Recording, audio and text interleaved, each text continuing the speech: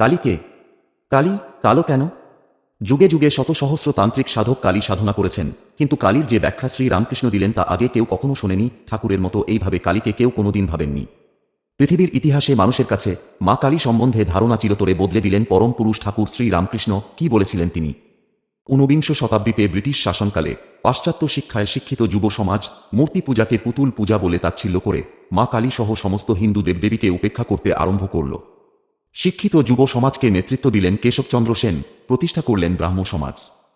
তাঁর নেতৃত্বে শিক্ষিত সমাজ নিরাকার ব্রহ্মের সাধনা আরম্ভ করল। সাকার ও নিরাকার ব্রহ্ম ও কালীর মধ্যে ভেদ সমাজে প্রকট হতে লাগল।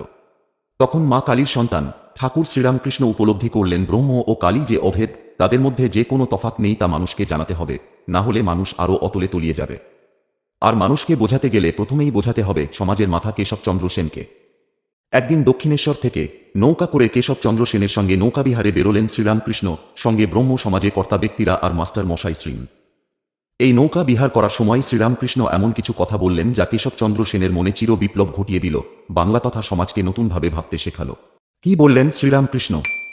ঠাকুর বললেন, বেদান্তবাদী ব্রহ্মজ্ঞানীরা বলে সৃষ্টি, স্থিতি, প্রলয়, জীব, জগৎ এসব শক্তির খেলা। বিচার করতে গেলে এসব স্বপ্নবৎ, ব্রহ্মই বস্তু আর সব অবস্তু, শক্তিও স্বপ্নবৎ অবস্তু। কিন্তু হাজার বিচার করো, সমাধিস্থ না হলে শক্তির এলাকা ছাড়িয়ে যাবার জো নাই। আমি ধ্যান করছি, আমি চিন্তা করছি, এসব শক্তির এলাকার মধ্যে, শক্তির ঐশ্বর্যের মধ্যে। তাই ব্রহ্ম আর শক্তি অভেদ, এককে মানলেই আরেকটিকে মানতে হয়। এরপর খুব সুন্দর একটি উদাহরণ দিলেন ঠাকুর। বললেন, দাহ্যশক্তি ছাড়া যেমন আগুনকে ভাবা যায় না, তেমনি আগুনকে বাদ দিয়ে দাহ্যশক্তির কথা ভাবা যায় না।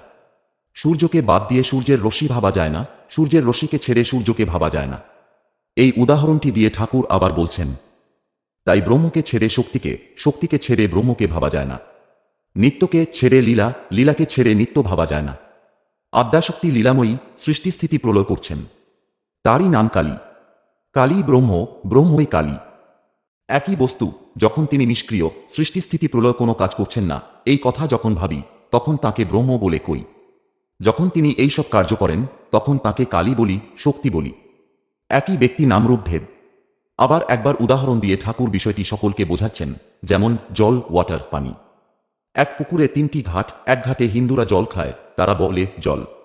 এক ঘাটে মুসলমানেরা জল খায়, তারা বলে পানি। আর এক ঘাটে ইংরাজেরা জল খায়, তারা বলে ওয়াটার। তিনি এক, কেবল নামে তফাৎ। তাকে কেউ বলছে আল্লাহ, কেউ গড, কেউ বলছে ব্রহ্ম, কেউ কালী, কেউ বলছে রাম, হরি, যিশু, দুর্গা। কেশব সেন প্রশ্ন করলেন, কালী কতভাবে লীলা করেছেন? ঠাকুর বলছেন, তিনি নানাভাবে লীলা করছেন। তিনি মহাকালী। যখন সৃষ্টি হয় নাই, চন্দ্র সূর্য গ্রহ পৃথিবী ছিল না, নিবিড় আধার, তখন কেবল মা নিরাকারা মহাকালী, মহাকালের সঙ্গে বিরাজ করছিলেন। নিত্যকালী শ্যামাকালীর অনেকটা কোমল ভাব, বরাভয় দেয়নি। গৃহস্থ বাড়িতে তাঁরই পূজা হয়। শ্মশানকালী সংহার মূর্তি, সব শিবা, ডাকিনী, যোগিনী মধ্যে শ্মশানের উপর থাকেন। রুধির ধারা, গলায় মুন্ডমালা, কোটিতে নরহস্তের কোমরবন্ধ। যখন জগৎ নাশ হয়, মহাপ্রলয় হয়, তখন মা সৃষ্টির বীজ সকল কুড়িয়ে রাখেন। গিন্নির কাছে যেমন একটা নেতা ক্যাতার হাঁড়ি থাকে, আর সেই হাঁড়িতে গিন্নি 5 রকম জিনিস তুলে রাখে। রক্ষাকালী, যখন মহামারী, দুর্ভিক্ষ, ভূমিকম্প, অনাবৃষ্টি, অতিবৃষ্টি হয়, রক্ষাকালী পূজা করতে হয়। কেশব সেন আবার জিজ্ঞেস করলেন, কালী কি কালো? শ্রী রামকৃষ্ণ সহাস্যে বললেন, দূরে তাই কালো, জানতে পারলে কালো নয়। বলেই ঠাকুর ব্যাখ্যা করছেন, দূরে বলে সূর্য ছোট দেখায়, কাছে যাও তখন এত বৃহৎ দেখাবে যে ধারণা করতে পারবে না। আকাশ দূর থেকে নীল বর্ণ, কাছে দেখো কোনো রং নাই। সমুদ্রের জল দূর থেকে নীল, কাছে গিয়ে হাতে তুলে দেখো কোনো রং নাই। বন্ধন আর মুক্তি, দূরের কর্তাই তিনি। তাঁর মায়াতে সংসারী জীব কামিনী কাঞ্চনে বদ্ধ, আবার তাঁর দয়া হলেই মুক্ত। তিনি ভববন্ধনের বন্ধন হারিনি তারিণী। তিনি লীলাময়ী, এ সংসার তার লীলা। কালী হল ব্রহ্ম, যিনি কালের সহিত রমণ করেন, তিনিই হলেন কালী।